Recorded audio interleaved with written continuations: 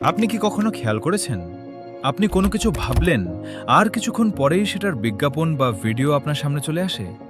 এটা কি কাকতালীয়, নাকি কেউ সত্যিই আপনার চিন্তা পড়ছে? ধরুন, আপনি নতুন একটা মোবাইল কেনার কথা ভাবছেন। আপনি হয়তো কাউকে বলেননি, শুধু নিজের মনে ভাবছেন। কিন্তু কিছুক্ষণ পরেই ফেসবুক, ইউটিউব বা গুগলে সেই মোবাইলের বিজ্ঞাপন দেখতে পাচ্ছেন। তখন অনেকেই ভয় পেয়ে যায়, ভাবতে থাকে, এটা কি কোনো গোপন শক্তির কাজ? ইলুমিনাতি কি আমাদের মাইন্ড কন্ট্রোল করছে? কিন্তু আসল সত্যটা অনেকটাই ভিন্ন এবং আরও বেশি ইন্টারেস্টিং।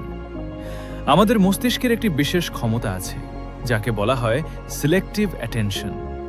সহজভাবে বললে, আপনি যেটা নিয়ে বেশি ভাবেন, আপনার ব্রেইন সেটাকেই বেশি গুরুত্ব দিতে শুরু করে। ধরুন, আপনি হঠাৎ ঠিক করলেন আপনি একটা লাল রঙের গাড়ি কিনবেন।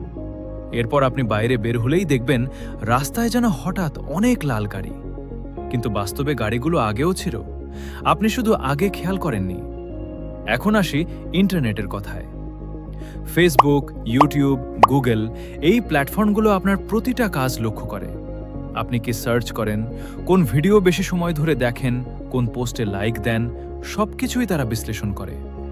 এই তথ্যগুলো ব্যবহার করে তারা বুঝে নেয় আপনি কি পছন্দ করেন, কি নিয়ে ভাবছেন আর কি দেখতে চান। তারপর তারা তাদের অ্যালগোরিদম ব্যবহার করে আপনাকে সেই একই ধরনের কন্টেন্ট বারবার দেখায়। ফলে আপনার মনে হয়, আমি যেটা ভাবছি সেটাই তো সামনে আসছে। কিন্তু আসলে এটা আপনার চিন্তা পড়া না, এটা আপনার আচরণ বুঝে নেওয়া। অনেকে এটাকে রহস্য বা গোপন কোনো সংগঠনের কাজ বলে মনে করে, কিন্তু সত্যি বলতে এখানে কোনো ইলুমিনাতি বা মাইন্ড কন্ট্রোল নেই। এরা শুধু ডাটাটা, সাইকোলজি আর স্মার্ট প্রযুক্তির খেলা। তাই পরের বার যখন দেখবেন আপনি যা ভাবছেন ইন্টারনেটেও ঠিক সেটাই দেখতে পাচ্ছেন, তখন ভয় পাবেন না। এটা কোনো অদ্ভুত ঘটনা না, বরং আমাদের মস্তিষ্ক আর প্রযুক্তির একসাথে কাজ করার ফল।